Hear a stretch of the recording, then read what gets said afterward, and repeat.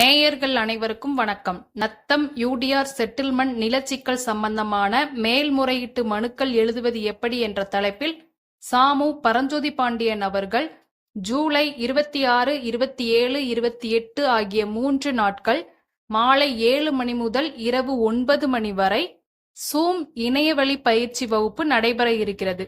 முன்பதிவுக்கு தொடர்பு கொள்ள 9841665836 என்ற எண்ணை தொடர்பு கொள்ளவும்.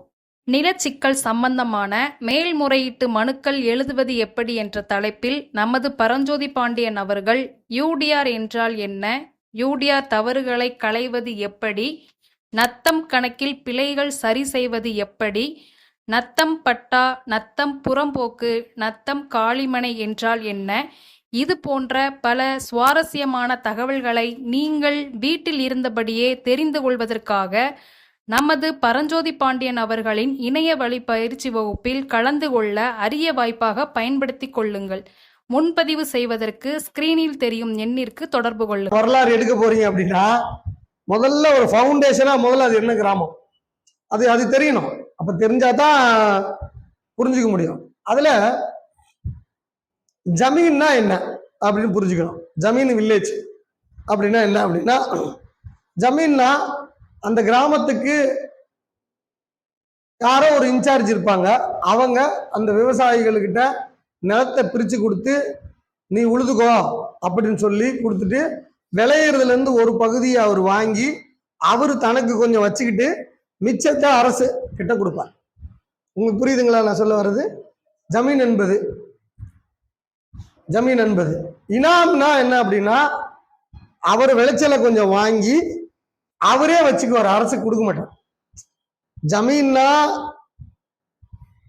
விவசாயி கிட்ட வரிய வாங்கி அவர் ஒரு பங்கு வச்சுக்கிட்டு கொடுத்துருவார். இனாம்னா அவங்களே வச்சுக்குவாங்க, அரசுக்கு கொடுக்க மாட்டாங்க.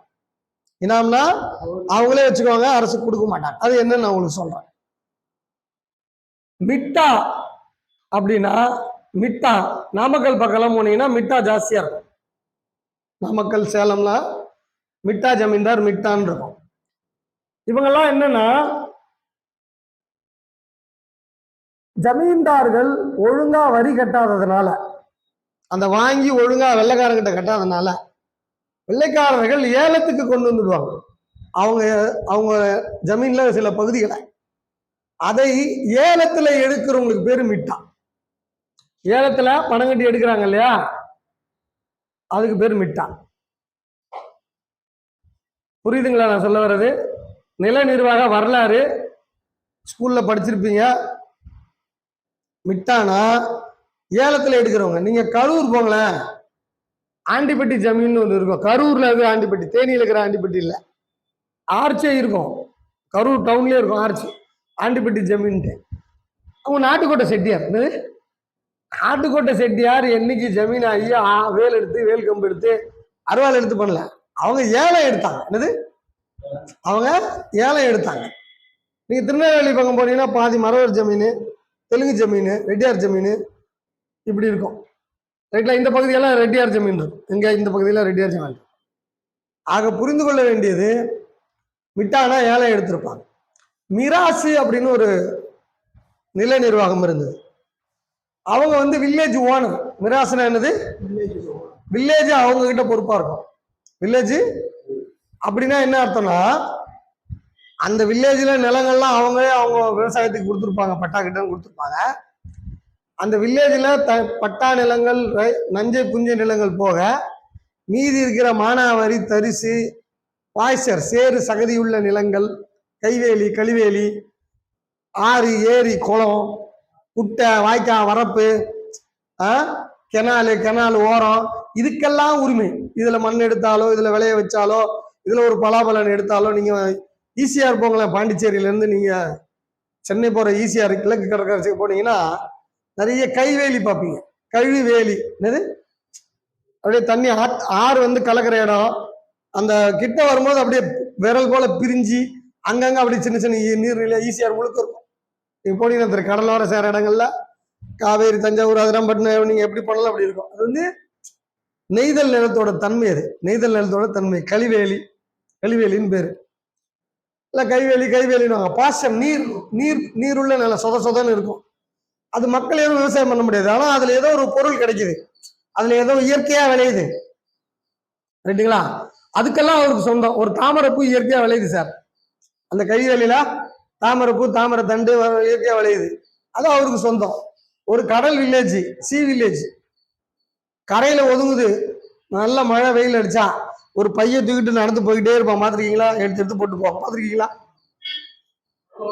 சங்கு சிப்பி என்ன சில சென்ட்டுக்கு சில என்ன விஷயம் இந்த மருந்து இருக்கும் கிடைக்காது. இப்ப இதுக்கெல்லாம் வில்லேஜ் ஓனர் யாரு?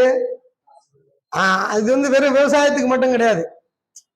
இப்போ ஒரு மலை இருக்கு, அந்த மலையில நெல்லிக்காய், கிழங்கு, தேனு இதெல்லாம் இருக்கா?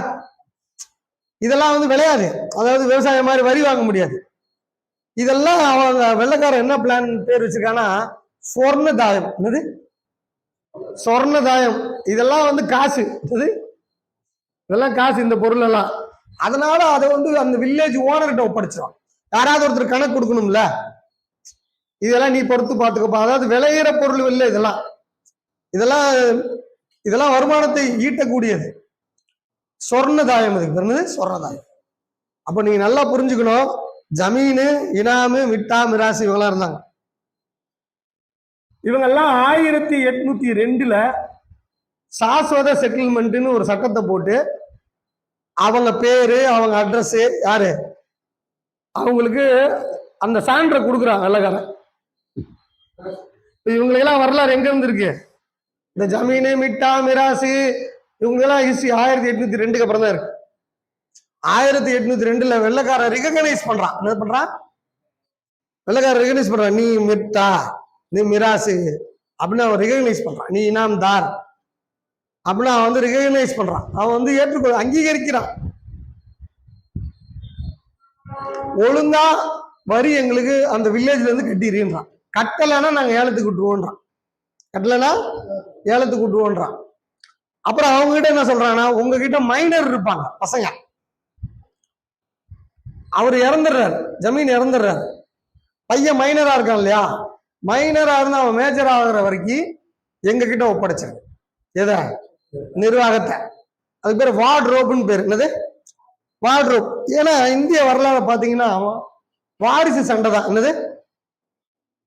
நீங்க தஞ்சாவூர்ல சரபோஜி மகாராஜா பார்த்துருக்கீங்களா? கேள்விப்பட்டிருக்கீங்களா? இப்போ அரண்மனை இருக்கு தஞ்சையில. ஆக்சுவலா வந்து பாத்தீங்கன்னா 1500களில் கிருஷ்ணதேவராயர் வந்து பெரிய வலிமை மிக்கவராக இருந்தார். பாளையக்காரர் முறையை உருவாக்கியவர். அவர் தான் என்ன பண்றாரு, அப்ப இங்க சேர சோழ பாண்டியர் இங்க ஆளும் பொழுது தஞ்சாவூர் சோழருக்கும் மதுரை பாண்டியருக்கும் சண்டை நடக்குது. சண்டை நடக்கும் பொழுது மதுரை பாண்டியன் போய் கூப்பிடுறாரு. யார? கிருஷ்ணதேவராயர், எனக்கு ஹெல்ப் பண்ணுங்க, எனக்கு ஹெல்ப் பண்ணுங்க, இந்த மாதிரி சோழனோட சண்டை நடந்துட்டு இருக்கு அப்படின்னு சொல்லும் போது காமநாயக்கன் அப்படின்னு ஒருத்தர் அனுப்புறார். யாரு? கிருஷ்ணதேவராயர். காமநாயக்கன் இங்க வந்து சண்டை போட்டு ஜெயிச்சு மதுரையை தக்க வச்சிடுறாரு. தக்க வச்சவர் என்ன பண்றாரு, மனசு மாறிடுது. பாண்டி எதுக்கு ஆடல, நம்மளே ஆடினா என்ன? ஆக்சுவலா அவர் சப்போர்ட்டுக்கு வராங்க, வாரிசு சண்டை சப்போர்ட்டுக்கு வராங்க. வந்தா காமநாயக்கன் ஆசையாக உட்காந்துடுறாரு. அப்போ பஞ்சாயத்து அவர்கிட்ட போகுது. யாருக்கு போகுது? ராயருக்கு போகுது. ராயர்கிட்ட ராயர் என்ன சொல்றாரு, நான் உன்னை எதுக்கு அனுப்புனேன்? ஒரு வேலையை முடிச்சுட்டு வான்னு அனுப்புனேன். நீ போய் அங்க போக நான் முடியாது, இது வந்து என்னுடைய சுதந்திர நாடு, இது என்னுடைய கட்டுப்பாட்டுக்குள்ள வந்தது அப்படின்னு காமநாயக்கர் சொல்றாரு. கோவம் வருது. யாருக்கு? ராயருக்கு வருது. இப்போ ராயர் என்ன சொல்றாரு, காமநாயக்கரை போய் வென்றுட்டு வாங்க அப்படின்னு அங்க அறிவிக்கிறாரு. காமநாயக்கனோட பையனே வராரு. காமநாயக்கோட பையன் பேரு விஸ்வநாத நாயக்கர். என்னது? காமநாயக்கோட பையன் பேரு விஸ்வநாத நாயக்கர். நான் போறேன், என்னது நான் போறேன் அப்படின்னு. அப்ப அவரு போறாரு. அவரை மட்டும் நம்பாம கூட ஒரு தமிழ்காரு, விஸ்வநாத நாயக்கர் தெலுங்கரு, தமிழ்கார் முதலியார் அரியநாயக முதலியார்னு ஒரு முதலியார் அனுப்பா காஞ்சிபுரத்துல இருந்து. 2 பேரும் போங்க, போயிட்டு ஜெயிச்சுட்டு வாங்க அப்படின்றாங்க. 2 பேரும் போய் ஜெயிச்சிடுறாங்க. அப்பாவே அவர் வந்து தோல்வி உரை செஞ்சு அரசு பண்ணி கொண்டு வந்து ராஜா கிட்ட விட்டுறாருன்னு வச்சுக்கோங்களேன். அப்போ பந்தயவே வந்து இழுத்துட்டு வர அளவுக்கு ராஜ விசுவாசம் அவன்கிட்ட இருக்கு. இதுக்கப்புறம் எதுக்கு பாண்டியன்ட்ட கொடுத்துட்டு நீயே ஆண்டுக்கு வந்தா மதுரையை விஸ்வநாத நாயகர்கிட்ட ஒப்படைக்கிறான். தளபதியா அரியநாயக முதலியார் போறாரு. அரியநாயக முதலியார்ன்ற ஒரு ஃபேமிலி இன்ன வரைக்கும் தொடருது.